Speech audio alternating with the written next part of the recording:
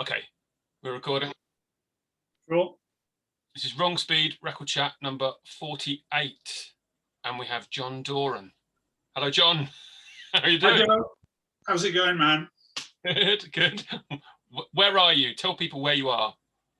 I'm in the People's Republic of Cosey, which is a small rural village in Wiltshire, where I've lived since November 2019. I spent my last day in London town after 25 years of living there, hosting a fall night at Walthamstow Town Hall. And like the guests of honour were Stephen Paul Hanley. And I laid down the law so firmly about people asking questions afterwards that there was nearly a fight before we even got started. So like I left London in fine style, and sorry to jump the gun, but they signed my copy of Slates as well. That's nice, isn't it? But it's been weird. So I moved here, like, there's a lot of different reasons why I moved here. I kind of like had enough of London, but really I couldn't afford to live there as well. Certainly couldn't afford to do the quietus and get a bigger flat that kind of fit my family in, really. I didn't really want to. There's a thing about doing independent publishing when you, like, I turned 50 last month, and there's a thing about doing independent publishing which is like holding onto a rising balloon, and that thing of like, you know, I've left it way too long to let go now. You know, like I can't. The idea of retraining to do something else.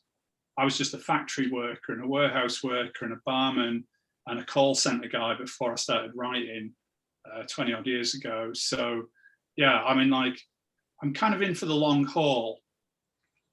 And so really, like, due to a number of different reasons, not just age, but like I had a serious road accident about 6 years ago. It's affected my ability to work really long hours. And, you know, I used to work around the clock 7 days a week. I'm not like that anymore. And I don't think anyone should be like that, actually. It's unhealthy. So, yeah, so I had to kind of like, you know, what do they call it? It's not downgrading. You know, I love it here. It's absolutely beautiful. I'm in a much sunnier mood, I hope you can tell, for being out here, you know. And this is not a diss against London as well. You know, it's my home, much more my home than like Liverpool or Hull or Manchester ever was. Nothing against those cities, but, you know, I really felt part of something in London at certain points in my time there. But I think really, it just, for me, it feels like more than ever, it's a place for people with independent means or good jobs, you know, or people just starting out, you know, who can put up with the absolute face grinding neither that goes along with living in the capital. So yeah, long answer, here I am in Wiltshire. Out of that window there is my garden. I've never owned a garden before.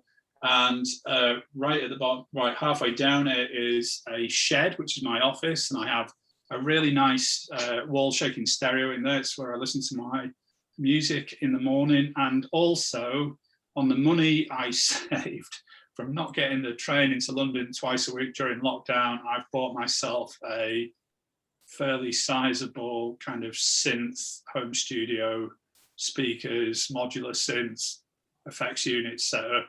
So, you know, I've been working all day, but I took an hour off this afternoon to make some really terrible acid house. Well done. Good answer. But yeah, so welcome to the West Country, essentially. Yeah, man. I mean, it's been frustrating that, like, I've just not been able to get up to much, you know. I barely felt like we'd unpacked before the lockdown started. And like, for example, it's not just you up the road, you know, because obviously I saw you in Taunton in 2015 at Black Cat Records and stuff like that. But, you know, like, Also, like Chloe Harrington from Knife World and Valve and Chrome Hoof, the bassoon player, she's moved down the road as well. There are a few people around here, and it'd be nice to kind of go and make new connections. I'm certainly, after 23, what am I talking about? After 18 years of saying to new bands, they'll often come to me and say, should I move to London? And I'll be like, don't be a fucking idiot, Like, are you rich? Don't move to fucking London, Like, be good where you are. This is what my series New Weird Britain on Radio 4 was all about. Look at the opportunities afforded in kind of coastal villages, mill towns, anywhere where there's a lot of space for kind of like, much less money. You think about bands who make it in London. I know even making it is a nebulous concept these days, but bands like Fat White Family are outliers. They were given a room in which to live and practice above a pub in return for playing a gig once a week. If you think that's going to happen to you when you move to London, you're absolutely tripping. And then you've got other bands like Black Midi went to Brit School. Brit School isn't a private school, it's a state school, but by the same token, you have to be like in the real top percentile to get into that place. And then you've got other bands like Black Midi who, probably do come from comfortable backgrounds and have been able to afford kind of good practice rooms and stuff like that, which is absolutely, I'm not knocking it at all.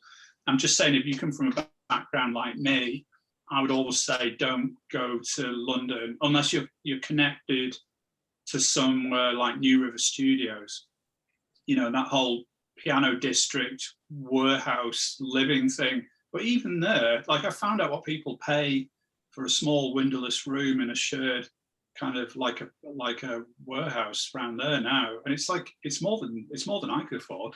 I agree, but you do your like 10 to 20 year stretch, don't you? Yeah. And it's pretty much kind of what I did. Although I didn't live that far from London when I grew up, but I moved in and lived there for sort of 20 years. And it's fun when you're that age. It's almost like you don't need the money, but anyhow. But yeah, it is just. I just want to, before you mention my terrible book, I just want to say it has changed though. Like, I don't want to be like, I'm always really wary of going, well, in my day, it was so much easier to live in London in the 90s than it is now, because I remember walking down a road and going, bloody hell, look at that house there. It cost 60 grand to buy it. as in I couldn't believe how expensive it was, and that property will be going for like $1 million, like £500,000 now or whatever. I think it is insanely expensive now. And after 17 years of telling people you've got to make a scene where you are, like, I'm now in this really interesting position as a 50-year-old where I feel that I have to kind of live by those words myself and really investigate what I can do in Wiltshire, in the terms of putting on gigs, in terms of looking at what funding or infrastructure is available to help set up a small studio for local kids or whatever. It's kind of frustrating having like lockdown being on, because like I came here with all those kind of ideas and they're all, I haven't seen much other than these few walls really. But do you not think that the need for bands to move to London stopped way before? As soon as labels like Factory started becoming like classically Manchester, and that regional labels started popping up like Postcard or whatever, do you not think the need to move to London stopped? I mean, I think London hasn't produced that many good bands. If you sit down and you analyse it, they're nearly always from the home counties, or they're nearly all of them just moved there. You know what I mean? So many. Like, if you look at all of the kind of punk bands, post-punk bands, new pop bands, like from 76 through to 84 or whatever, like all of them, they talk about their times in squats, and analyse how many of them actually come from London. It's like It's next to none of them, you know. Mm. So I mean, I kind of agree, but I'm totally about, you know, I'm like, yeah, what I guess the way I should put it is now more than ever, make your own scene. There you go. You know, and that's the end. Yeah. Sorry, I've had too much coffee today. I'm going to try and get to the point more succinctly for the rest of this chat. All right, cool. No, we don't ever edit. Well, when I say we, I mean I, purely because I don't know how to. So no editing. But yeah, so Taunton, we did talk. So here's the thing. We'll just quickly go. That was a great day. So John did this book. I'm sure most people watching this know. I think this is the second version of it because it has an extra chapter at the end. And then you toured the country with Kjetil from Arabrot. Yeah. So the book's quite heavy, and I know you probably meant it to be, but when I read it, and I was rereading it over the last couple of days because I knew we were going to talk, I did find it, shudderingly heavy in places. But ultimately, it comes out. Is it the super coven of autobiographies? Is it, or it's not? I don't want to sell myself too high and say it's the dope throne of autobiographies. But in terms of heaviness, you know, I'll hope it's at least as heavy as Super Coven. That's what I hope. That tour was amazing. That tour was kind of like, you know, that tour was like born out of mental illness, but ended up being a thing of great wish fulfillment, but also greatly educational to me. In that, if in the slim chance that you're watching this and you're a young musician and you've got a chip on your shoulder and you think like, oh, all music journalists don't know anything about music. That is, to be honest, kind of true for like a huge percentage of music writers, I think. It's weird, isn't it? Any other industry, and if you had people talking about a subject, they'd know that subject inside out. Like music writers, Jesus Christ, how few of them can like actually read music to a proficient degree or kind of know about the actual science of how it works and stuff like that.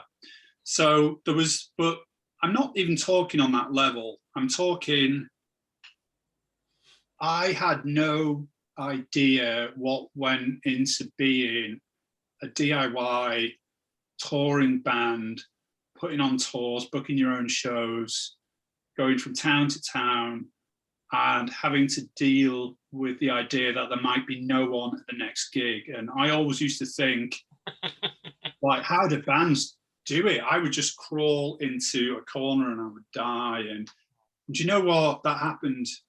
We had like 2 people in Leicester. We had another where it was only like a handful of people. And do you know what? It was fine. It was totally fine because it was made up for the fact that you were kind of blazing down a motorway, 63 miles an hour, however much the limiter on the van lets you go, listening to Slayer, looking forward to parking up and having a breakfast at the Toby Carvery, pyramid of roast potatoes for your breakfast, and then the Star and Garter, and you might have 180 people and it might be the best night ever. But also it put me in a position where like I could see for the first time just how precarious this lifestyle was. And maybe in some ways I was seeing the last few rays of a sun disappearing behind a hilltop or something, and how it was a kind of like a precious and really beautiful thing. And I don't think I've got bad form in this, but I really made a promise to myself from that point that, like, being in an independent band where you don't earn a living from it, and you might not even cover the cost of money you spend on tour. You might not get your money for your hotels and your kind of like your crappy food and your rider and stuff like that back. So I was like, I am never ever going to waste my energy giving an independent group or an artist a bad review ever again. And I am going to solely concentrate on giving my scorn and dismissive, withering reviews to millionaires who can afford to take it on the chin. Right, yeah. But it was brilliant, like the idea that at the age of 45, I could channel all of this midlife crisis energy into something preposterous but so enjoyable, and so weird, I'm driven by a love for weird culture. It was such a rare treat to be able to be the person involved in making it for a change. Well, you can tell me how many dates you did, but in the back there's like a thanks list. I know, I accept that no one can read this, but there's a big thanks list for all the people that helped on the tour, and it's pages and pages and pages of people and bands. How many dates did you do? It was like 30 in a month or something. 31. So it's 31 dates in over 31 days without a day off. And like I had mates saying to me, "You are fucking tripping. You are out of your mind doing this." Like Iron Maiden don't play 31 dates straight, and Iron Maiden aren't taking a full high watt rig in and out of the Star and Garter every night, and they're not getting lost in the middle of Hull trying to find the South Cave Travel Lodge or whatever, And like I see like Kjetil is one of my best friends, like I love that man, but like, and I love his wife and his kids as well, but I think we became closer after that.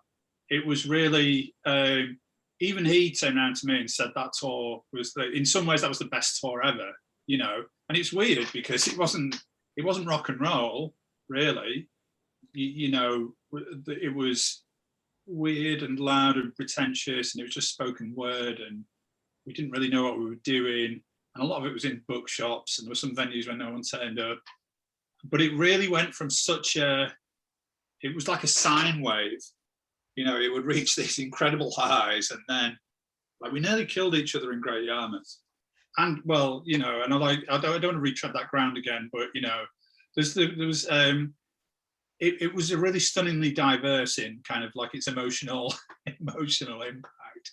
But like, I don't know, I mean, like, I guess you probably know this more than me, but I was devastated when it ended. I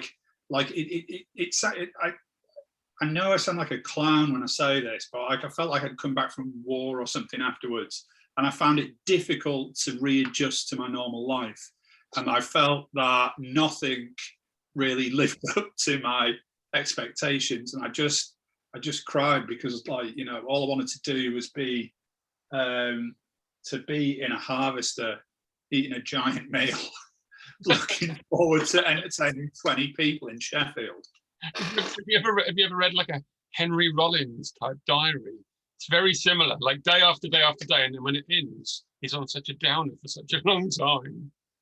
I can totally see that, and I can sort of see that, when you get people like Michael Watt, who's like an absolute. Michael Watt is my he's my idea of like somebody who's doing it right, you know what I mean? Somebody who's independent to the core, somebody who lives for touring, you know what I mean? But I think I mean, like, it's such an addictive thing. I really, I was so keen to go back and do it again. And then, unfortunately, the year after the tour, I was cycling to work and I got hit by a car, and I ended up with a traumatic brain injury and dysexecutive syndrome. It kind of put me on my arse in a lot of different ways for several years afterwards. And in fact, I'm still not really over it, and I never will be. And that kind of really, unfortunately, put the idea of me doing something similar on ice. However, I still hope to do what the tour was originally based on, which is like a fantasy of mine, which is just to, when I felt that things were getting too much for me, that I just wanted to walk out of the house, walk directly to the coast, and walk around the coast of Great Britain in a loop and just keep on doing it until I felt better. And that's kind of what the tour started out as, being like a homage to. But I'd actually love to do that, you know. The actual coastal path of Britain in its entirety, because some of it's private land, it's not been open for long, like only for a year or so. And actually, the idea of walking around the whole thing, and then maybe, I don't know, stopping every Sunday night and doing a podcast or a gig in a pub, or, you know, just some sort of reading in a bookshop.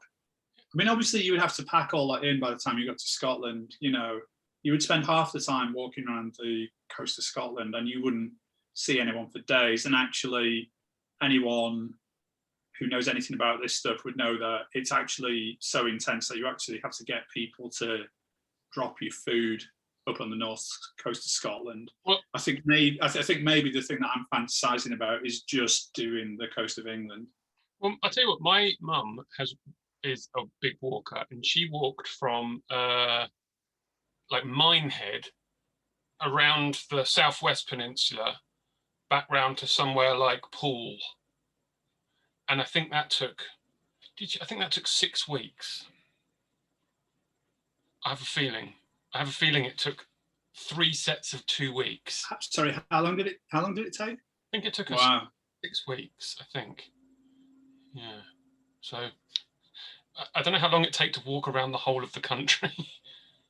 I mean, to do England, I did a back of a beer map style calculation, and just to do the English coast, if I was fit enough to do 20 miles a day, and I could take a 1 day off a week to recharge my batteries and stuff like that, I think I could do it in, I think that works out as something like 5 months. So then you've got to say that really, for stuff going wrong, for you getting injured, for you lagging on days when it's raining, for when you kind of need to get repairs to stuff done, half a year.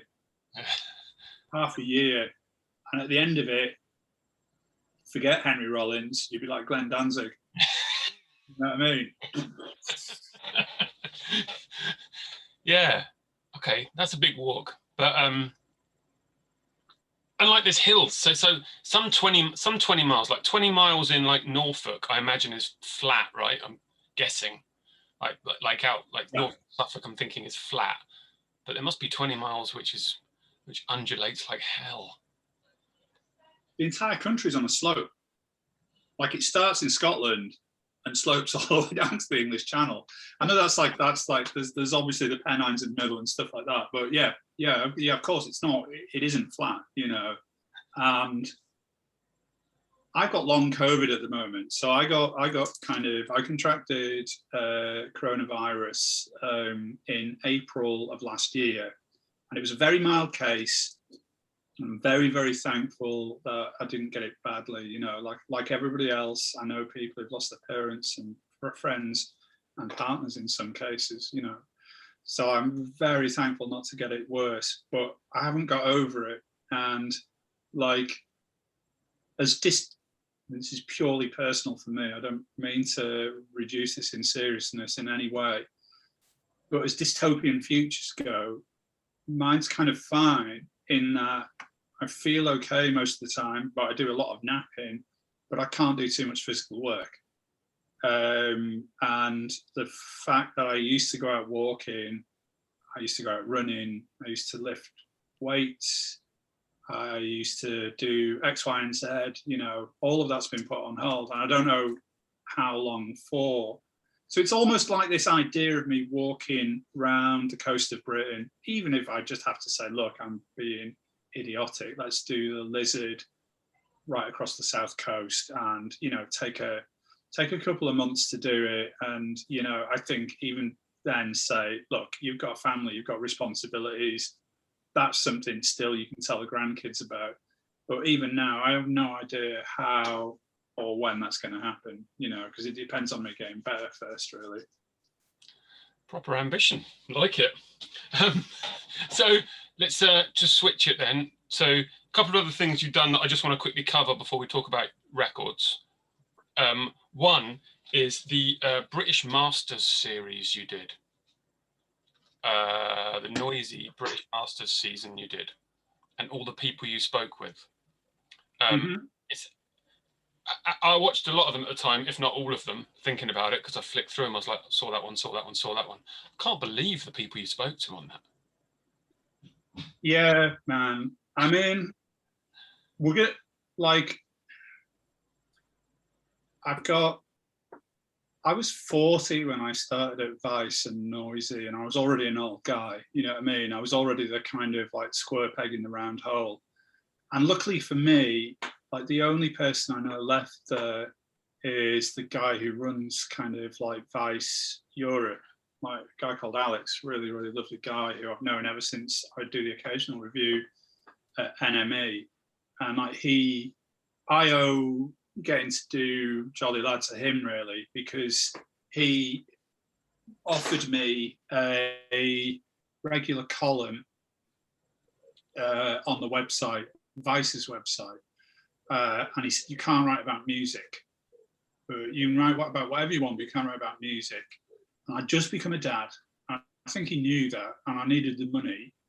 And like it really forced me to kind of expand my kind of palette of what I would write about, you know? And the book came out of that. And then I guess, like, you know, probably British Masters came off the back of that. Anyway, Alex is still there, you know, and I spoke to him the other day and I said, look, like, I feel like the Venn diagram of like Vice's taste in music and my taste in music isn't a circle, you know. There's a shaded bit in the middle, but it's not that big. And there's a little bit of kind of give and take. I interviewed people for all of those series who I wouldn't have interviewed for the Quieters, let's say. But that's totally fine. You know, I think it's a journalist's job. You don't have to be a fan of the music, you know. You just have to think there's a story there or whatever. Like, for me, I'm happy to watch, I said before, I'm happy to watch documentaries about bands I don't like. You know, or, and I said in a previous episode, I will watch documentaries about the New York hardcore scene until the cows come home, but I do not listen to much of it. You know, the stories are way more interesting than the music in a lot of cases. It was a constant, so like I think it was like a constant process of surprise for all of us. So I'd be like you know, the guys at Vice, they're kind of 10, like, you know, 10 to 15 years younger than me, and like they're all into kind of like, they grew up just after, they all missed Britpop, so they think it's brilliant, and they're into kind of like jungle and garage, dubstep and grime and drill and stuff like that. So, you know, it's like a little bit different to me or whatever. And like, so we'd have to just do this. It wasn't horse trading, but it was like just coming to some sort of agreement on what we're going to cover. And I'd be like, right, we should definitely do Cosey Fanni Tutti of Throbbing Gristle. And they'd be like, what do all of those words mean? You know? And I'd be like, just trust me, this is going to be amazing. Yeah, get the book if you haven't got the book.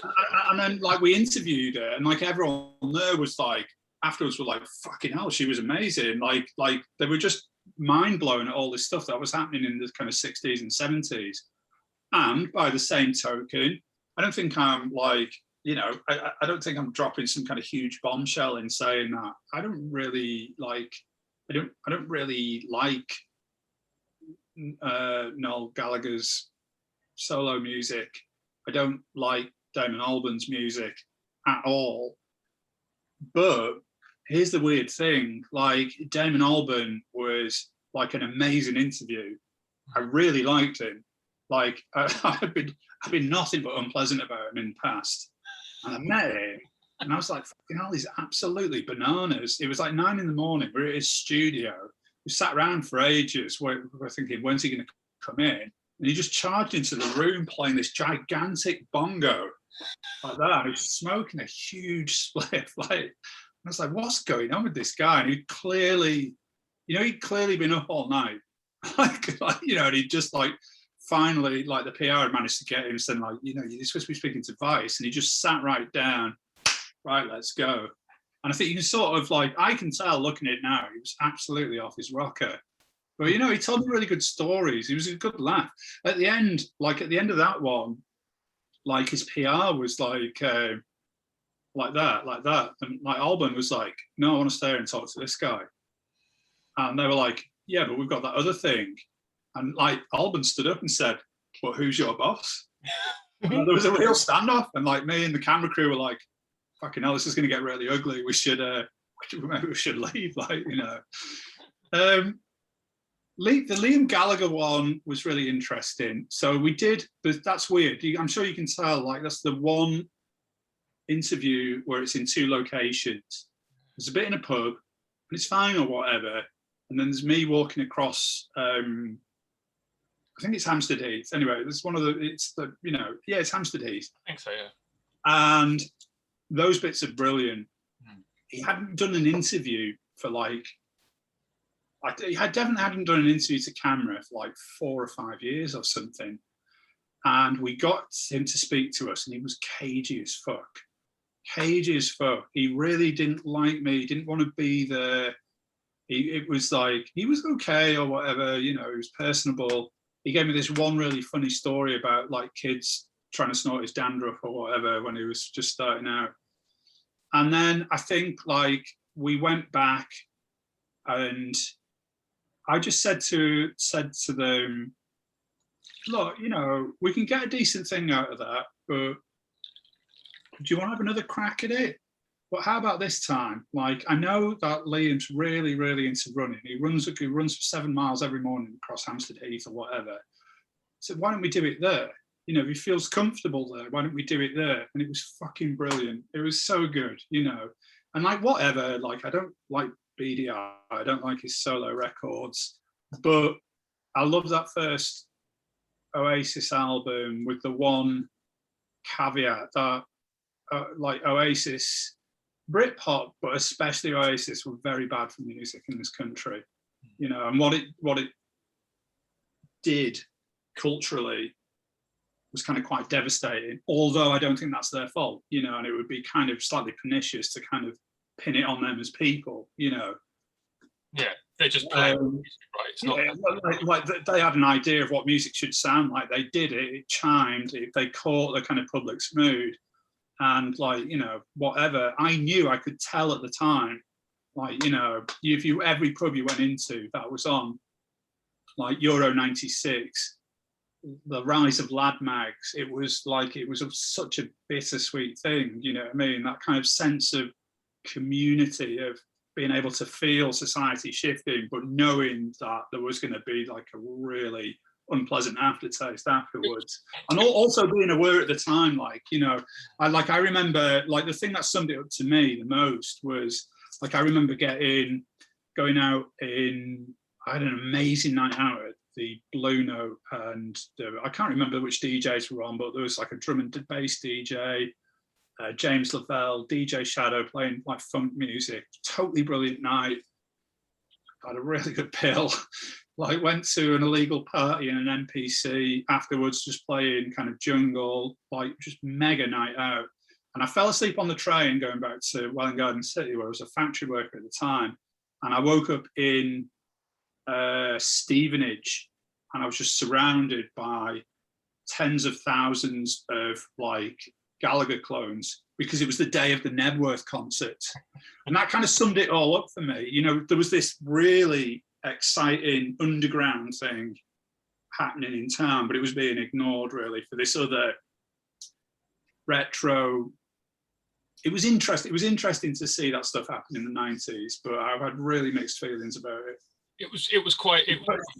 But yeah, all I was going to say though is like, that aside, Gallagher was brilliant. He was like him and Big Nasty were like, you know, I haven't laughed so much in years, like interviewing those two people. Yeah. Well, yeah, it was flag wavy, the Britpop thing. I know that. So that's not to say some good music didn't come out of it.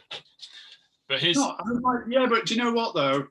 Like, I've got to have it straight, because I think some people, because of British Masters, like, think of me as like being this kind of Britpop kind of person, whereas really the 90s for me were about post rock.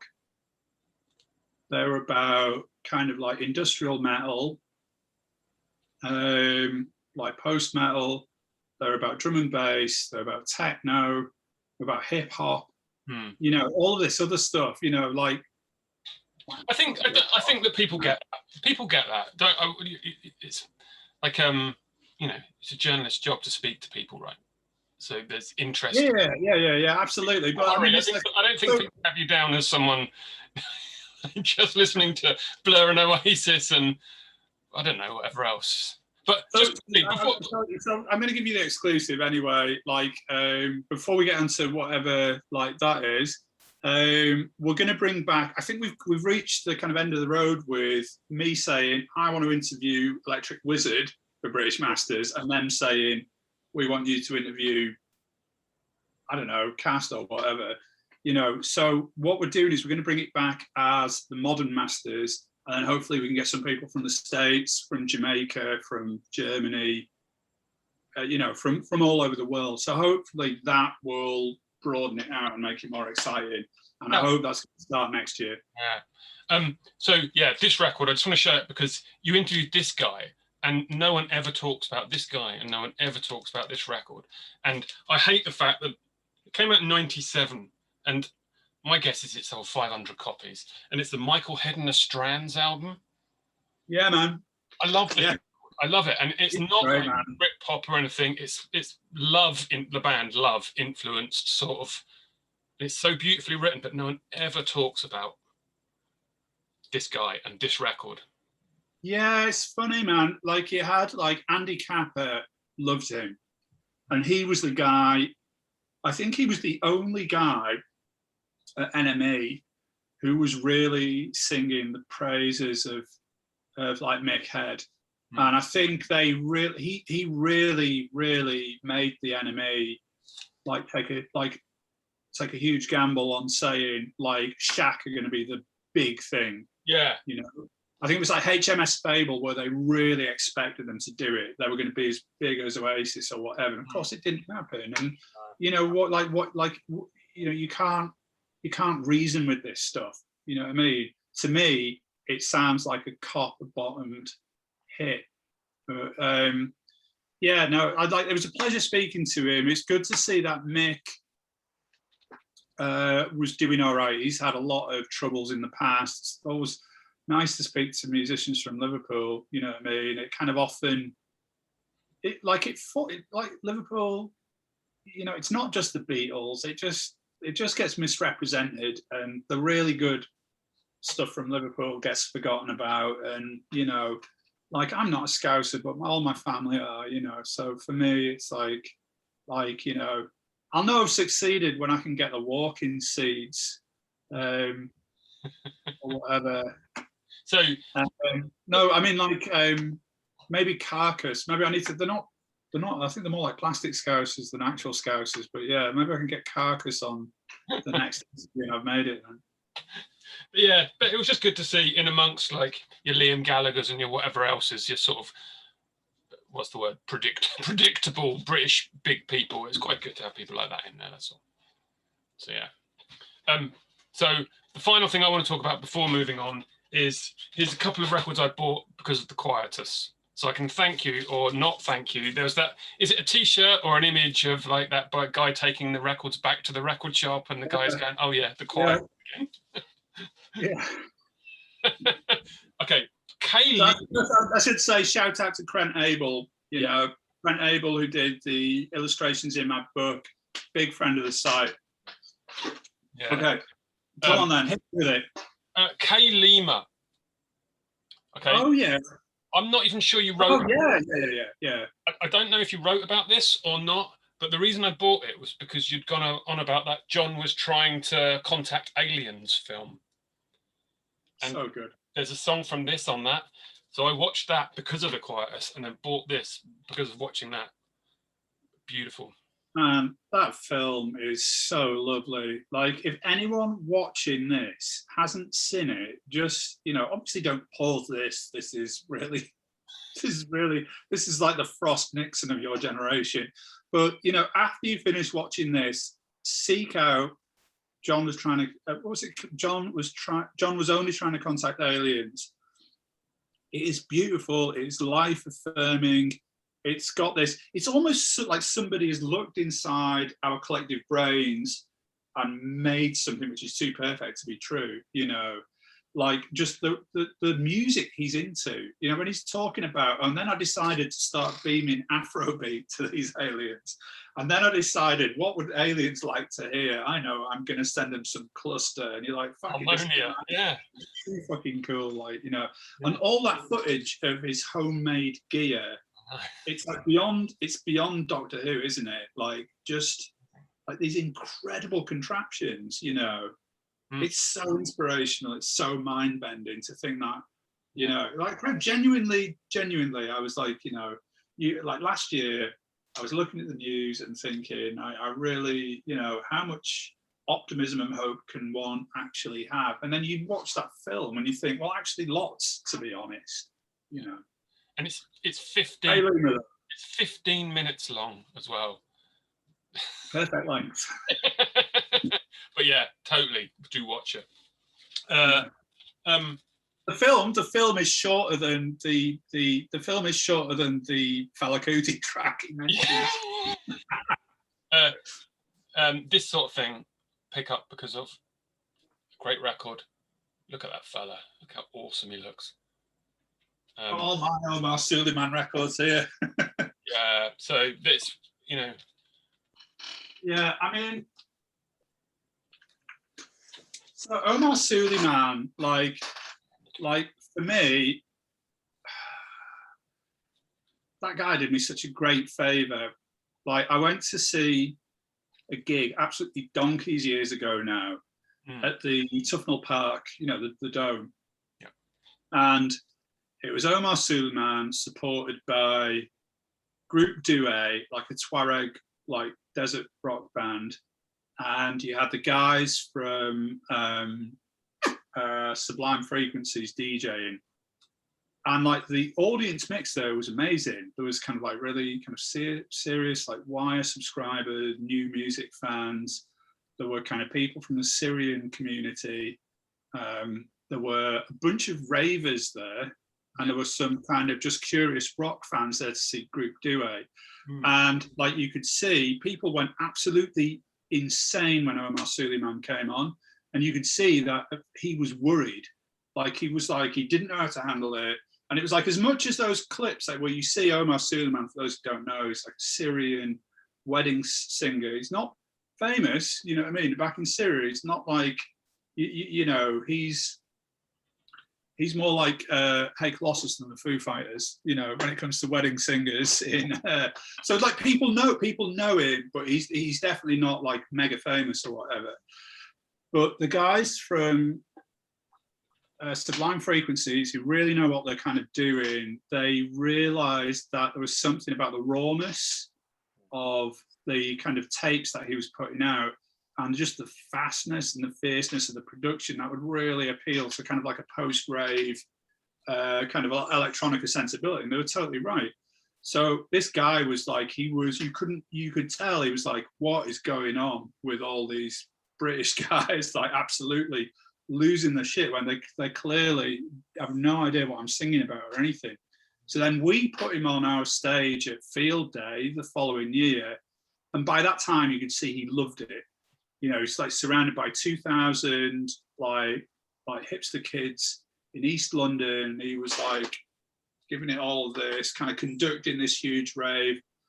But it was really, for me, it's not just that he's a brilliant musician. And it's not just that I've really loved listening to not just his music, but his keyboard player from back in the day, Rizan Saeed. His solo album, which came out a few years ago, it's on Bandcamp, just track it down. Absolutely amazing, you know, kind of just solo dabka, one keyboard, one drum machine, that's it. But it was a gateway to me to getting in. I didn't know anything about Middle Eastern music at all. I couldn't have named a single Middle Eastern music performer. And for me, this was just a gateway into Turkish music, Syrian music, Lebanese music, Egyptian music. Egyptian music became a really big thing to me, to the extent where I went and stayed with musicians for a week in 2000. It was just after the second revolution. It was one of the best weeks of my life, you know, professionally, one of the best weeks of my life. Just getting, after I became a music journalist in 2003, there was a real sense around that time that everything was just ending. And that really built to a fever pitch with the kind of retromania fad of a few years ago, you know, this kind of idea. Luckily, it's not helpful, but luckily that's kind of burnt off now. But there was a real sense in which, like, where does music go after dubstep? Where does it go after, you know, post-rock or whatever? You know, everything seems to be floundering a little bit. Where does it go after grime? But for me, sorry, I've lost my thread here. So for me, getting to go to Egypt and see firsthand a new musical form happening in real time right in front of me, and to see the early shows, you know, like in some ways me getting to go to a Dabka rave, a Chabi rave, a Maraganat rave, I should say, to use the correct terminology, in a small working class town outside of Cairo, was no less exciting than the time that I saw kind of Napalm Death and like Carcass and Extreme Noise Terror play in Liverpool in the mid-80s. You know what I mean? That's the same sense of something absolutely new is being forged right in front of my eyes, and it was a fucking privilege to see it, you know? So like that, like I'm really pleased you said that about Omar Suleiman, because so for really, really lots of reasons, he is like one of my favorite artists. Cool, good. The last one I'm going to show before we move on to your bits and bobs is I always the Quietus top 100 is something I go through every year. Okay, because I can't keep up with music. I do the Quietus one, I do the Wire one. I always pick a heavy metal one or two. I go through as many as I possibly can. I'm not expecting you to know all the records on your top 100 list, but this is a record that the guy, they pressed 250 of them. It's still available. It was in your top 100 from what year? About 3 years ago. And it's the Tony Njoku album. Oh, yeah. So we knew Tony Njoku through, he went on tour with William Doyle, East India Youth. And like, I think it was at first, no, Tony, I've got that slightly wrong. Tony was actually in William's band. Oh. So, you know, like Luke and I formed a record label to put out William's music, and he went on to have some success, not as much as he should have done, but you know, he's definitely, when all of this is done and the dust settles, William Doyle, we will look back and say William Doyle will be up among the most important artists who kind of flourished when the Quietus was going. That's without a doubt. But he became a mate as well, you know. So he was like, this guy who's in my band, you've got to check him out. And like, yeah, he was absolutely right. This guy's really got something. Yeah, definitely. That's a really good tip, that. There's another thing. After you've watched John Was Only Trying to Contact Aliens, get on Bandcamp, check out Tony Njoku. Yeah, it's like 12 quid still.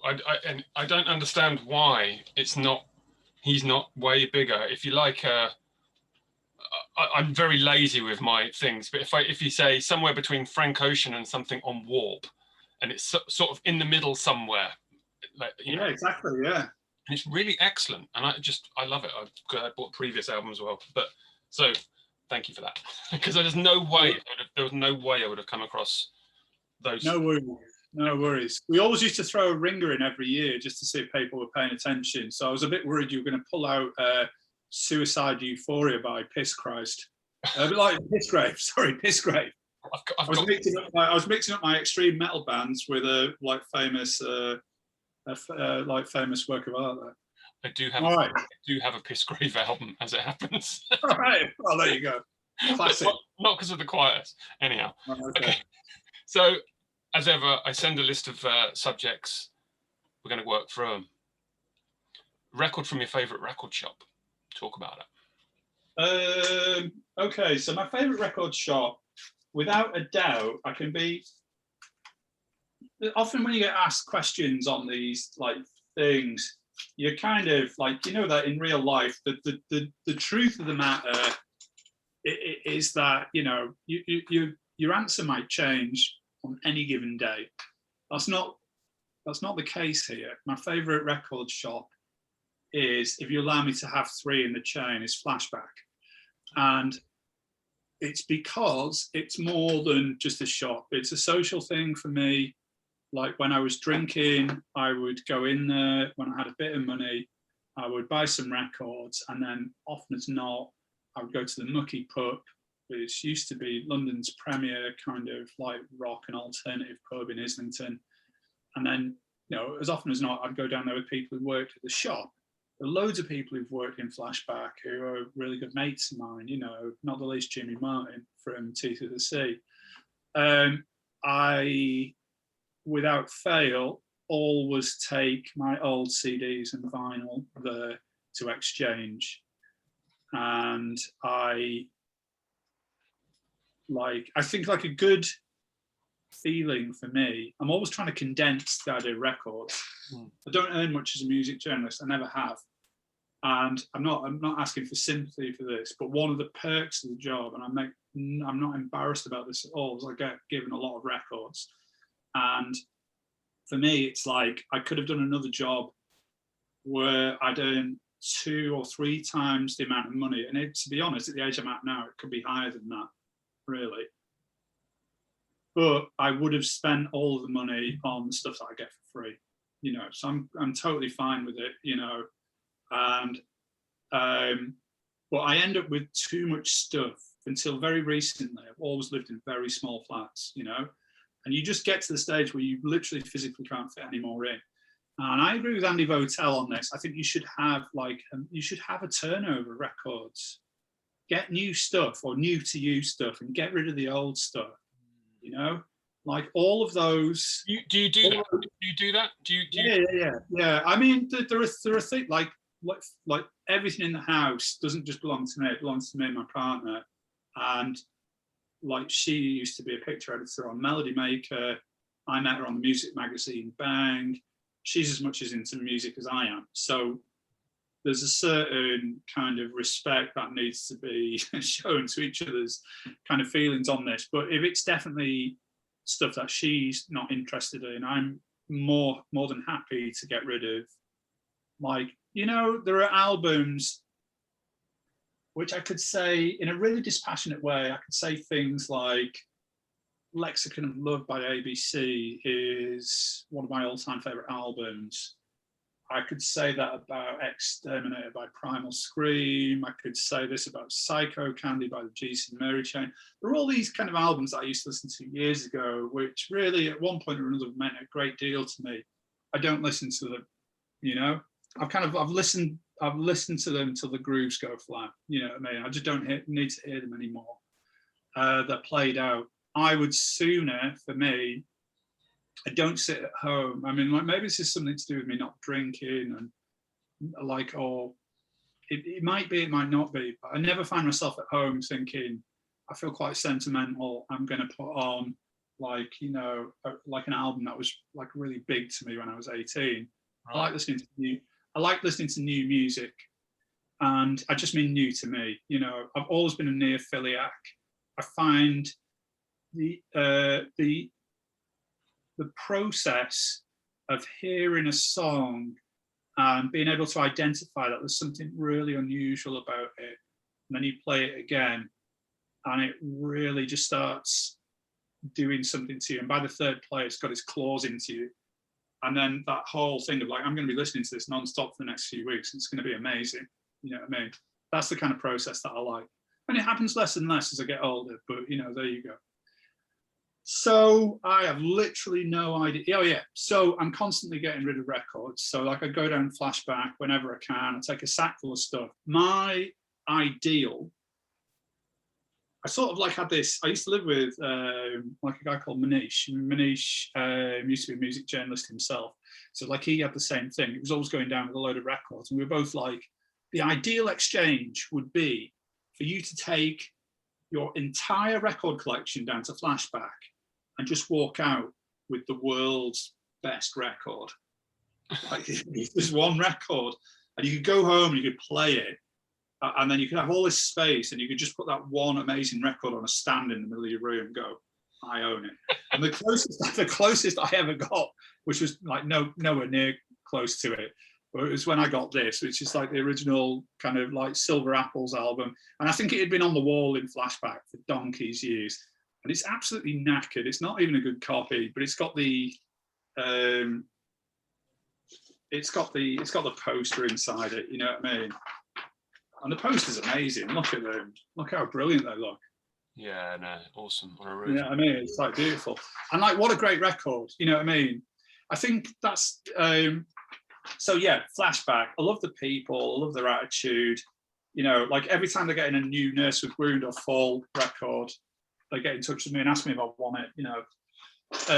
But for me, Silver Apples represents something that I'm not, which is I'm not a record collector. I don't like the idea of record collecting. I'm just somebody who happens to have a few records in his house. Like, I've not got a complete collection of anything. There are no groups where I would countenance owning the bad record by them. And the majority of groups have got bad records in their repertoire somewhere or other, you know. I would happily own every single thing the Fall have ever put out, but then I think it's really like, I think it's almost the Fall transcended simple notions of goodness and badness. You know, the Fall were the Fall, and therefore I'm happy to have anything by them in the house. But with everything else, it's like, you know, like Slayer, I've got like 7 albums by Slayer, and that's what I want by them. You know what I mean?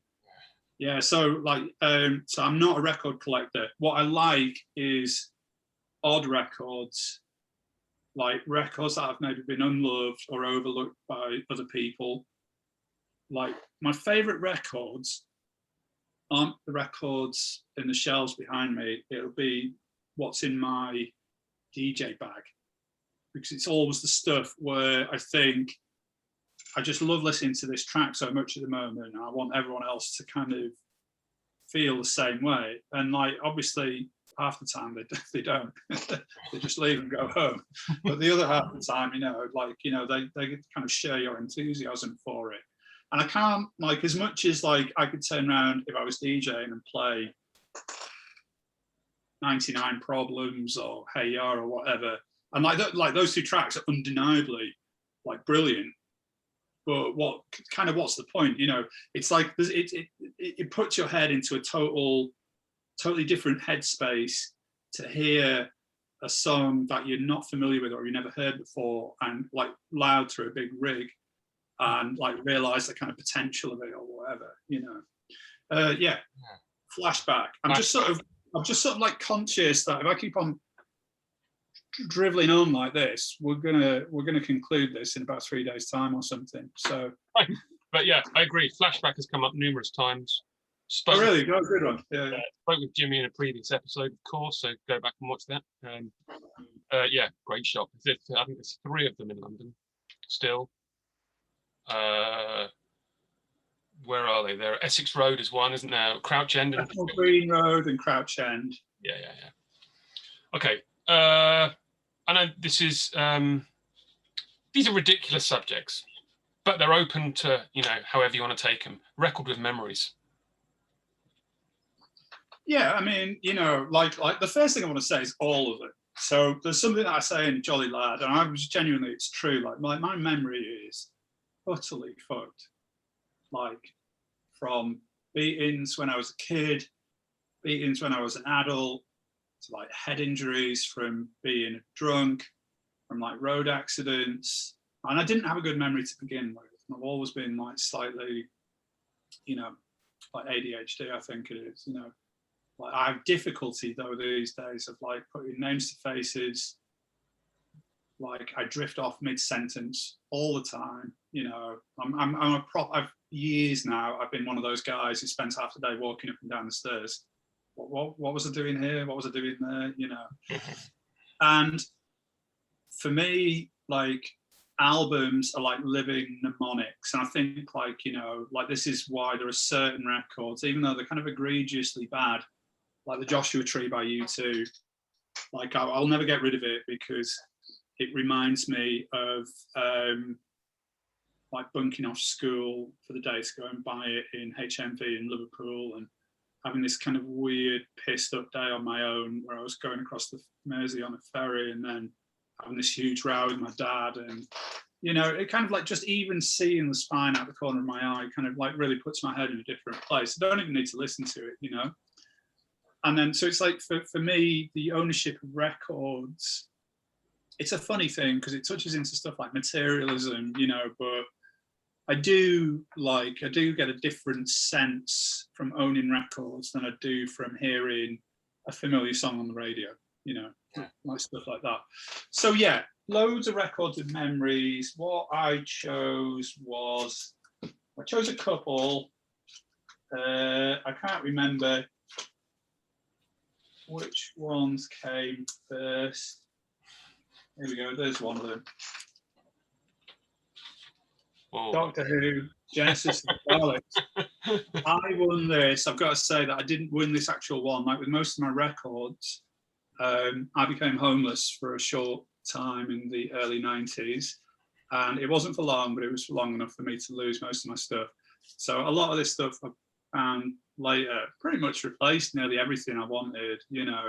But yeah, so I won a record very much like this from Doctor Who Weekly. You know, I love Doctor Who. I'm currently watching every single episode of it with my son, who also now loves Doctor Who. So yeah, lots of memories. Not just memories though, more like kind of memories and optimistic thoughts about the future as well. You know, that's my fear of getting rid of records, is I don't know what record is important to me at this point. Like my fear is that I'll get rid of something now that I don't think is important, that becomes important in 10 years when I go, oh no, where's Buffalo by Stunk? Yeah. Oh, yeah. Actually, where's that Midway Still 12-inch? Yeah. No, I get it. I think like for my purging of my record collection, there are things I'm never going to get rid of. Like, you know, I'm not some sort of like Maoist. I'm not like a fascist or something. Like, it's not like I'm sat down listening to Sonic Youth every day, but I'm not going to get rid of those records. No. But it's more just like, it's more stuff like the pop music that I've loved through in my life. I've got a couple of small boxes of 7-inches with real pop gems on them. You know, that's where I keep my OMD singles, my Heaven 17 and Human League singles, you know, all stuff like that. And that's kind of enough for me, really. The rest of it, I just think, you know, are really streaming services, for better or worse, I think are going to be with us for quite a while. And if I really want to hear, you know, like the second Duran Duran album, I should imagine it'll be quite easy for me to do that. I don't necessarily need the LP. I think you'll be okay, yeah. Hit me with a bargain find. I don't know this one.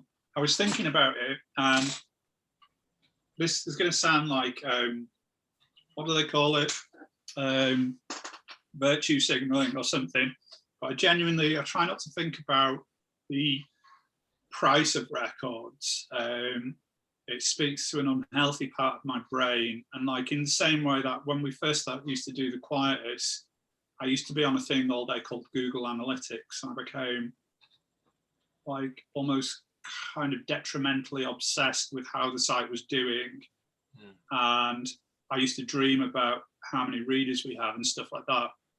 And I kind of realized that it was unhealthy, and I stopped checking. And for similar reasons, I stopped selling records online myself a while ago. So I used to take stuff of a certain value to Flashback, but I had a good idea of what things used to be worth, and if anything was worth money, then I would sell it on Discogs. And I think it just like it got to a certain stage. I was starting to hit my mid-40s, and I just realised I didn't need to do it anymore. I already had 4 jobs. You know, I wasn't on the dole. I wasn't struggling. And I just felt it would be, and it's almost like it's a job in itself, buying and selling records, you know, staying on top of all that stuff. So like, I really try not to think about it. And just to show that I'm not virtue signaling, I know some of my box sets, for example, have accrued in price ridiculously. The Philly International Tom Moulton disco edits, disco 12 inches, I think that's worth about 600 quid now. Disintegration loops there, probably 500 or 600 quid. Yeah. You know, I think let's have it absolutely straight. You know, there's always a chance that there's going to be an extremely rainy day, and somebody needs some professional help, or you know, like like somebody gets ill, God forbid, and you know, then you get a huge tax bill the following year. All of that stuff that I would be happy really to get rid of all of those box sets, especially at the drop of a hat. You know, there's kind of, it's almost what they're there for. You know, I don't really have much in the way of kind of a contingency for after writing. When I talk about bargain finds, and I've said this to other people, it's not so much about it's not so much about the value that they've gained since I've bought them, or I've found something for £1 and now it's worth £1 million. It's more I don't know. For me, it's more about the money's worth I've got from something. I could buy a record for £20, and if I've listened to it 200 times, then I've properly got my, you know, that has been a bargain. Oh, right. I'm sorry. I see. But that's what I mean. These subjects are they're people just treat them in any way. Like, for instance, I know. In that case, I know exactly what it is.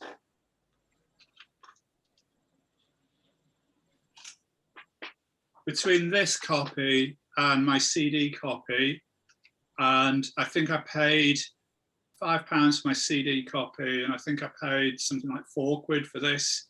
And this is definitely within the top 5 records in terms of it being played in my life. So yes, definitely this, by no means no. Yeah, great. And you know, and yes, I'm sick of saying this to people. Yes, I like it more than Wrong.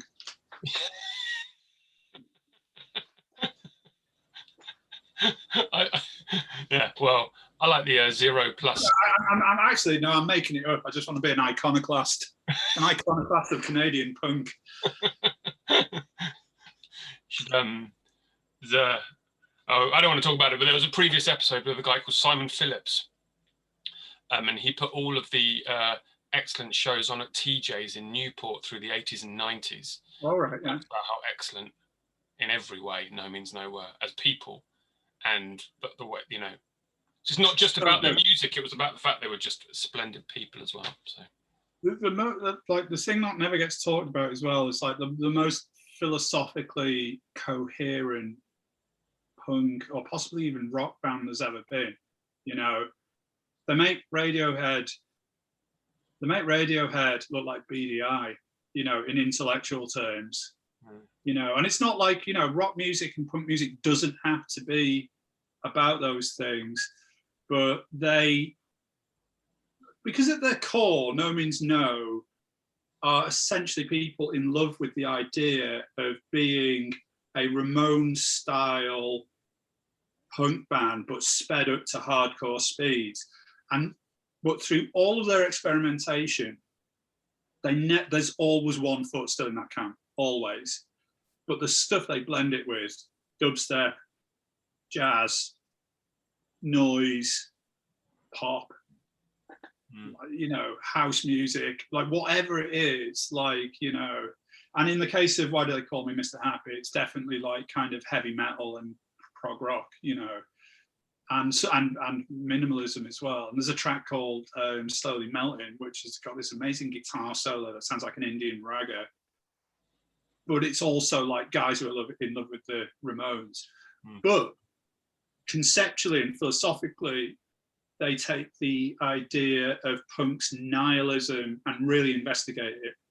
Mm. And they take you to some really interesting places philosophically. I don't know if they're the only rock band who've named an album after one of Martin Heidegger's essays, but it's the only one I know about anyway. And like, you know, their exploration of things like existentialism and natalism is very thorough, but it's not didactic. You know, you're not being lectured. It's not like a Chumbawamba gig. You know, it's like, for me, like No Means No make me want to pick up like books. They make me want to look deeper into things like existentialism and stuff like that. And their gigs were so good, man. So good. Proper bargain by them. Yeah. Okay, here's the one. You've talked about touring. A record you bought on tour. You must have bought a few during that month. Loads, yeah. So I have a certain amount of guilt to assuage. I've already said the thing about free records, which I don't mind so much. Sorry, Mr. Record Label Boss. I'm one to a certain degree myself, so whatever. But yeah, to a certain degree, I don't really care that much if people are sending me free records. Getting in to see gigs for free, however, I feel that I should do, because I don't want to have to pay to go across the threshold to where I work, right? So I've always felt like I should get into gigs for free. But then I always appreciate the fact that this is the one arena where bands, like, I've got this chance to just earn a bit of cash in hand. You know what I mean? And I'm just to get a few extra quid or whatever. So my whole thing has always been like, if I see a good gig, I'm straight to the merch table. Right. Like, so yeah, I've got to say, this was the hardest question, because it could have been so many different answers. And I went this time for a matter of quantity and quality. And where are we? So these are all my Arabrot records, yeah. And I've got cassettes by them, I've got singles by them, I've got, you know, a bunch of t-shirts by them, stuff like that. And like quite a lot of these would have been bought off a merch table, you know.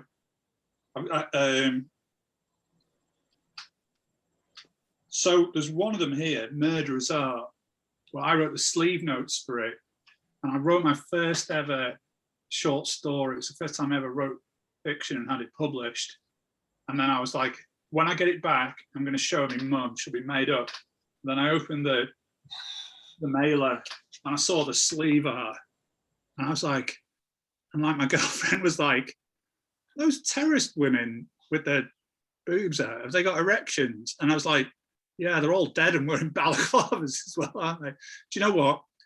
I'm not going to tell my mum about this. I'll get her on my second published story instead. And yeah, so definitely Arabrot. I think we've already talked about Arabrot, my kind of relationship with Karen and Kjetil, but like, they're definitely, it's been an absolute pleasure to see the kind of the way that his unswerving vision of what Arabrot should be has kind of progressed over the years. Another band who were essentially never that far from being a fan of either, say, songs about fucking or Lysol. You know what I mean? There's always an element of that, no matter what they do, you know? So I really like that. It's like, you know, you've got a core idea, and like Kjetil's core idea, I don't want to put words in his mouth, but what I kind of see it to be is he marries that with a kind of an aesthetic and a lyrical sensibility which is taken from surreal and transgressive art. So he's like, it's really interesting. You've got something that's as dumb as a bag of spanners on one hand, and something that's really, really kind of like very artistic on the other, and it kind of brings them together. And it's like, once you've got that core concept, the idea is like, well, what can we do with it? How can we mutate it? You know, and obviously when you think about these core, if the core concept's strong enough, you can constantly mutate it. You can keep on mutating it for the rest of your life. He's a fascinating character. And have you ever known a taller couple? No. No, absolutely not. they're like together, like 14 foot. It's Yeah. it's insane. But yeah, and there's a film, isn't there? Was it? Yeah. I mean, I'm in that film briefly, and it's like, like their wedding was amazing. I was like over there with like Gold, the amazing kind of like kind of progressive sludge band from like, well, it's from the north really, aren't they? But at the time, I guess they were based in London or whatever. They were like Arabrot's kind of like rhythm section, I guess. Yeah. And like, so like, there was a lot of us. We were over at the church in Dalarna for the wedding day. It was beautiful. It was so nice, you know what I mean? And the church where they live is like, it used to be Karen's dad. It's in a tiny village in rural Sweden. It's in the middle of nowhere. It takes hours to get there. And the church where they live, it's been deconsecrated now, but it used to be like a working church. And the preacher there was Karen's dad. Now, I went there at midsummer, and it's crackers, not like the film, you know what I mean? But like, it's kind of crackers though. The entire village puts up a gigantic maypole, and then literally everyone, bar a few moody teenagers wearing Slipknot t-shirts, they all do this weird frog dance around it. He stood there going, what the fuck is going on, man? Yeah. But like, so, after the wedding, which is at midsummer, I met I met Karen's parents and I met Kjetil's parents and stuff like that. So after the meal, Kjetil comes up to me and goes, right, now we're going to do a performance. And I was like, what? And he was like, yeah, we're going to, you do some, here's a copy of Jolly Lad, pick out a few bits. I've got all my, like, you can see on stage, I've got my high watts set up. We're going to do it. And I was like, I'm not going to do that. What are you talking about? It's a wedding. Can't you just get someone to put Hey Ya on? Like Heart of Glass. That's what people want at a wedding. They don't want to hear me doing some pretentious reading about being an alcoholic and a drug addict. Don't be so stupid. I don't want to do it. And he goes, well, it's my wedding. And I was like, oh, for fuck's sake. All right then. So we did this thing. So like, he's like, and I'm like, close your eyes, like that, like, and like everyone was going, oh God, what's going on? I thought it was a wedding, So the performance went on, and we came off, and Kjetil goes to me, did you see my mother-in-law? She was shitting herself. So anyway, yeah, I mean, that was just a weird, just this weird little dip in the middle of, well, actually, it's probably like, it's a weird high peak in the middle of an already brilliant day, you know what I mean? But yeah, so there you go. There's another tip. I think it's on YouTube. I'm not sure, but it's called Cocks and Crosses. Yeah. It's a really good. It is a really good film. You know what I mean? Because it's about Kjetil. Like, Kjetil only agreed to do it because he thought it was going to be all shots of him hanging out with Stephen O'Malley and Steve Albini. But there's none of that in there. It's about him recuperating from like an aggressive form of cancer he had just before the filming. Yeah. And super lovely guy.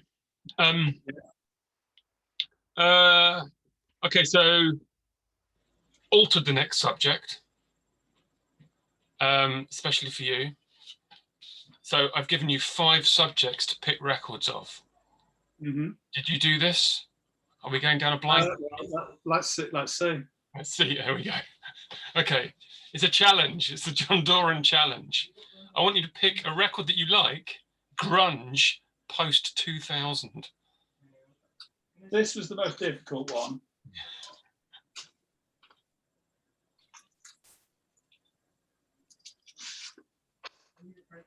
I'm sorry.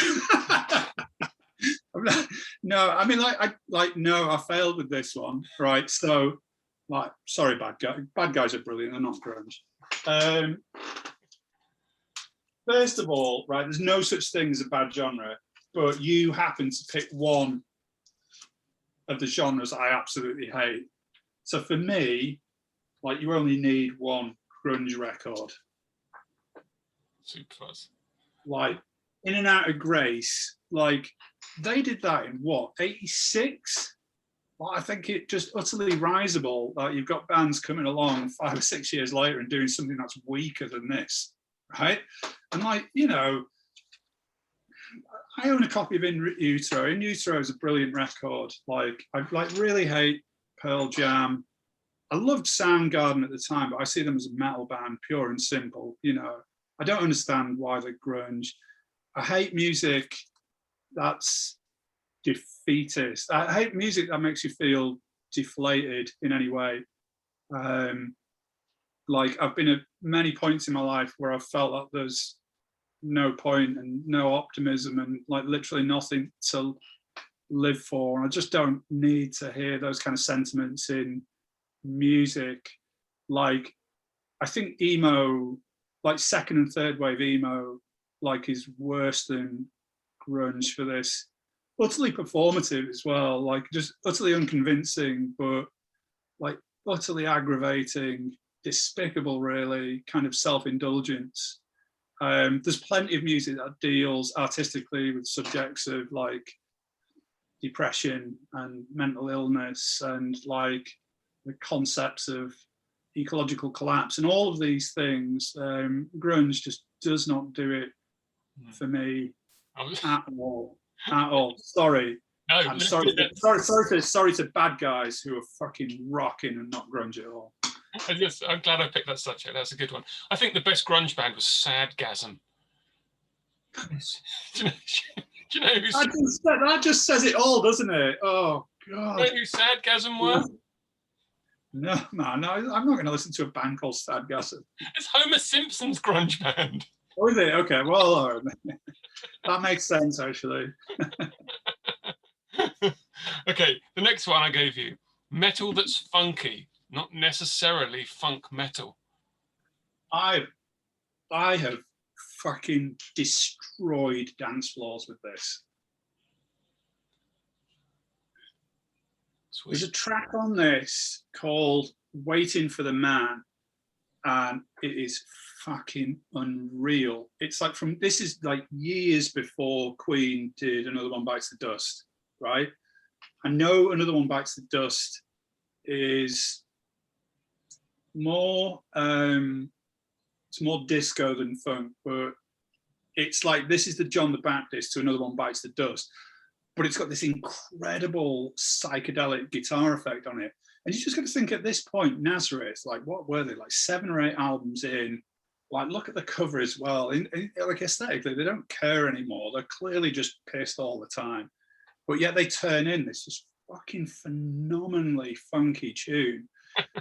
I really like my big thing. One of my big things, it's almost like the opposite of grunge, is funk rock. I love funk rock, you know.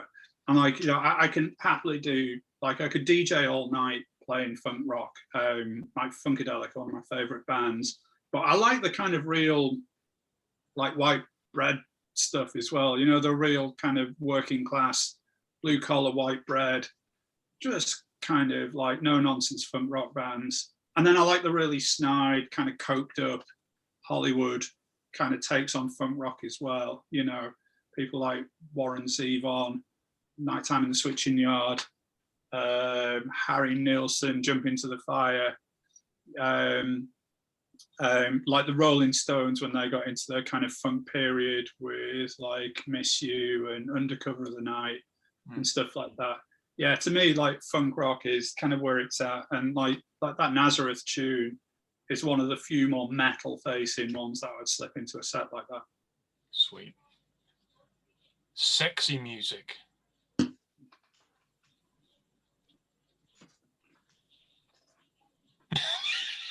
To get it out of my eyes. This is really difficult. This is kind of quite difficult, this, because it made me think about what's sexy. You know what I mean? What does the word sexy mean? It means a lot of different things. And like, you know, when you're a sort of like tubby 50-year-old guy who doesn't feel very well, it's not a subject you want to be thinking about. Like, I don't know. Is that sexy? Is that sexy? What I will say is, if you ever see a disco cover version of "I'm a Man," just buy them. They're always awesome. You know. Let's have a look.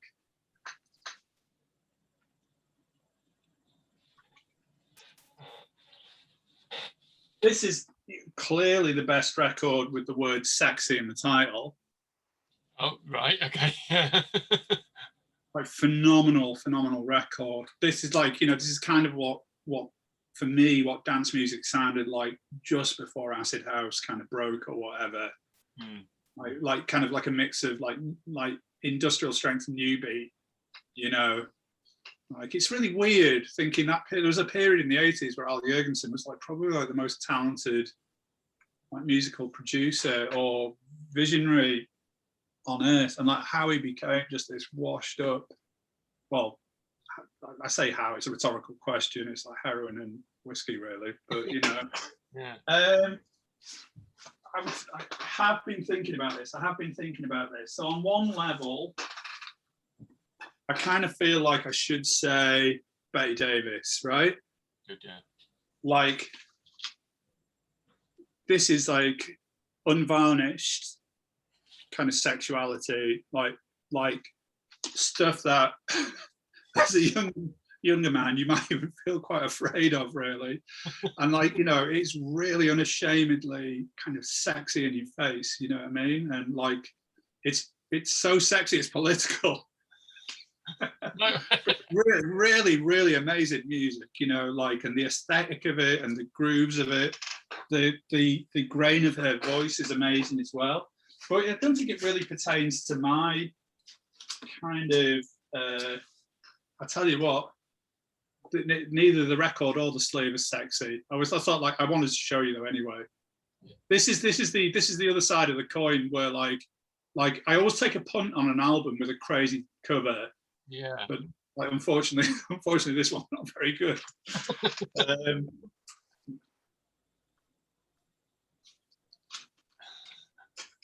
Bear with me.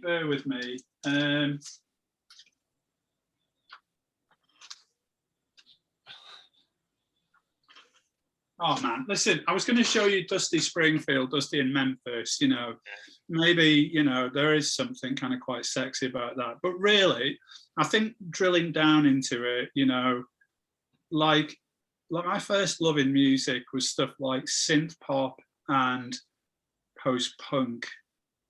And like, I never really shook off the kind of discomfort that came hand in hand with that of overt sexuality in music. Like, I kind of like, it's one of those things where I think it's fine for other people, but it's not, you know, it's not for me, you know what I mean? So like, I think music that's inherently sexy is techno. And I'm not going to pick out a record and just show you some like kind of generic sleeved like record label that you can't read. I'd also say more like a techno mix. I think it's like something that's transcendental, something that's atemporal, you know, something that takes you outside of kind of concepts of time, something that's got like a hypnotic element to it. I don't mean like an absolute panel beating nosebleed thing by Perk. I mean more like maybe a minimal techno mix. Maybe possibly the Ricardo Villalobos fabric set or something like that, you know, where you're not even sure at what point the music starts, but it takes you into a different headspace. So like maybe that's my kind of, it's a sexiness of the mind, Joe, that I'm after. I think I've got that Ricardo thingy fabric. Oh, yeah, it's so good. Like, and if I'd need to check it, but I've got a feeling every song on it is his. Which is quite which is not the normal way of doing a compilation. Yeah. I think it's all his stuff. So, okay, I sent you pre-1930s album. I'll accept reissues. Yeah, you're definitely going to have to.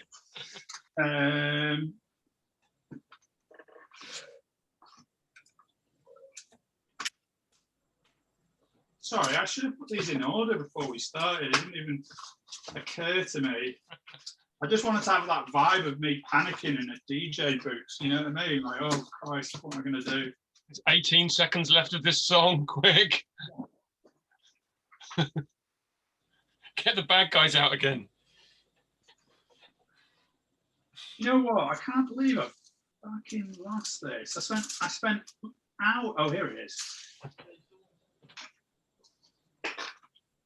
Yeah, of course it's a reissue. Yeah. This is a compilation called Sprigs of Time, and Honest John's put it out. And they got to go in, like it's absolutely criminal that there haven't been more volumes of this, or maybe it's absolutely criminal that there have been loads of volumes of it, but I don't know because I didn't bother doing the research. Anyway, they got to go into the EMI vaults about 10 years ago on the 100th anniversary and digitize whatever they want. So they came up with this kind of, I don't know, there's about 20 tracks on it, and it's all stuff from around the turn of the century, turn of the last century. Yeah. And it's got it's got recordings of gamelan from like 116 years ago, and it sounds like a really muffled recording of like Aphex Twin or something. You know, there's like a really bawdy anti-Russian music hall song sung by a Cockney. You know, there's all sorts of stuff, and it's from all over the world, because like EMI was trying to set up these kind of like stations in every major city, where, you know, they had like whatever the equivalent of lathe cutting facilities for 78 were. You just come in, you'd all get set up in a hall. The engineer would say, go record you, and then hand you like a copy of your own record, and then keep a bunch of them to sell themselves, you know. And so like the EMI vaults for the 78s from 120, 110, 100 years ago are incredible. Like it's a snapshot of culture from the entire world over, you know. So yeah, this one, it's actual old stuff. I couldn't be bothered like trying to suss out what my oldest record is, but I do know that this is my oldest coloured vinyl, right? And that is Allen Ginsberg reading The Howl, and that's from that's 62 years old, which is like, right. So like there was a reason for me choosing this, which is like, you know, I'm always seeing like self-proclaimed purists going on about, you know, like kind of sneering at splatter vinyl and stuff like that, and like somehow suggesting that it's not real, and you know. But the thing is that coloured vinyl is, well, it's older than I am, and I'm not a young guy. You know what I mean? So like, you know, don't feel too bad. You know, if you want to get some, you know, if you want to get some maroon and yellow Black Sabbath reissue, just do it. Why not? You know what I mean? Okay, yeah. A record you dig, but the artist's politics are not for you. All of them. All of these bastards. I wouldn't have any of these people, bad guys, around my house. You know, you're all right. You're on there as well. Like seriously, like, I you know, I don't want to kick dirt over this, you know. If I only wrote about or listened to music by people whose politics I agreed with, or their codes of conduct, or the way they treat other people, then like the vast majority of these records wouldn't be here. Miles Davis gone, The Fall gone, Public Enemy gone. You know, we could honestly, we could be here all day, and like, God help me, let's not even start on heavy metal. You know, like, I think it's like really, really important to say that I do have a code of conduct as far as this stuff goes. You know, there are certain groups which I consider to be beyond the pale. Like, I don't own any records or CDs by Burzum. Like, there are a bunch of groups like that. I try and keep it as small as possible. I try and resist a kind of a censorious thing. Like, we do a lot of kind of anti-fascist stuff just because I think it's really important at the Quietus. But I really, really struggle to keep us focused on the very, very serious end of evangelical fascism, people who promote in a bad way of life, you know? Like, and I know there are cases to be made against why you shouldn't buy records by violent people, but unfortunately it's just not something the way I contribute to that is I don't buy, if I find someone objectionable, I won't buy new records by them. Right. I'll buy secondhand records by them. If I think a person is actively philosophically engaged with trying to spread evil, then I will not have their music in my house. Having said that, I'm engaged with a big writing project at the moment, and I have to listen to Berza. I will steal that fucker's music from Soul's Seek quite happily. You know, like you have to keep a kind of like level head about these things. You know, I've got Berza tracks on my laptop. I don't think by me listening to them, I'm going to suddenly go insane and start having a Father Ted Nazi basement or whatever. You know, it doesn't work like that. If anything, like kind of researching the repugnancy of these characters makes me more firm in my anti-fascist beliefs. Powerful, love it. So the last subject I have is favourite 10-inch. My guess is it's Slates by the Fall. Well, I mean, look, because we've already mentioned that. So, first of all, I agree with you. Like 10 inches in some ways my favourite format. Like they're just my full 10 inches. I've got like, oh God, the ones that I could find today. You know, there's tons of them. It's like, this is almost like the best of my record collection. Fela Kuti. Do you remember this band? Send More Paramedics.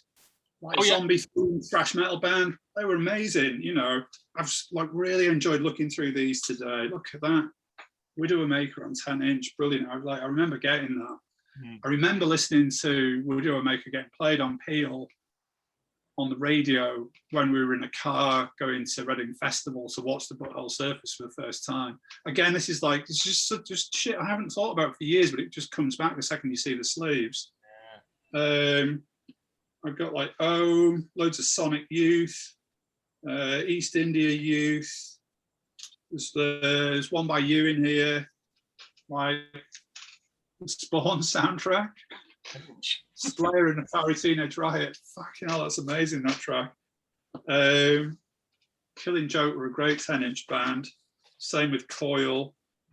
Factory Floor, Lying EP from when they were like the greatest band on the face of the earth. Slint. I met Nick, Ravenhurst. Like it goes on and on and on. I'm going to choose this one because it's like nice and it's homemade. It's by a Dutch band. I should say a band from the Netherlands, just in case they're not Dutch. Right. Called Selvhenter. Like, I hope they're still going. I only know them from going to watch the X live. The X are like my idea. Like now that no means no more. Like the X are like my idea of an ideal punk band almost. You know, great politics, really cool people, really great taste in music. Like experimental, really curious people, you know. Those X albums where they like play and tour with Ethiopian jazz legends, they're stunning, those records. Like imagine getting to do that as your job, you know. And anyway, so I had the privilege, like my favorite. It's hard to pin the favorite festival thing down. Like for very personal reasons, I say ATP. You know, I've got some very special memories of like me and my girlfriend being there and me and mates being there. But I think in terms of music and in terms of the utopian energy behind it and just enjoying being there and the way it was run, I'd just have to say Incubate in Tilburg was my favourite festival. So like I used to see Selventer playing over there, and like they were such a killer band, man. Like, and they were just like they'd come on stage, and they like when I first saw them, I think they were schoolgirls, and I think they'd just come from school. They were just wearing really like like schoolgirls at the weekend, like it looked like they're just coming from games or something. and like one had a violin, one had a trombone, one had a guitar, you know, and so on and so forth. And it's just it looked like some kind of like music, like double music situation was about to go on. And suddenly they start playing, and it was like the most craziest noise band ever. And it's like you're looking at them going, I can see someone playing the guitar, so the violin, sorry. Oh, like why does she sound like Merzbow or whatever? And there's this like kind of quite diminutive like girl like playing the trombone, and she was like this, like she looked like she was growing into the size of a giant. She would like throw the slide and just catch it like that. I was just about to shoot off the end of the trombone. She'd be like that, and it was like making these kind of real Sun Earth 2 special version, like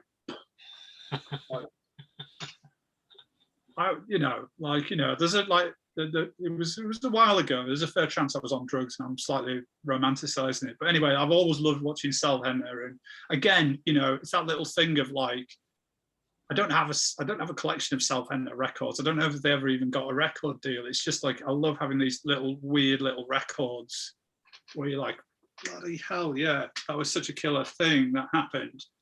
Yeah, you know. Yeah, I agree though. 10 inches are wicked. They are.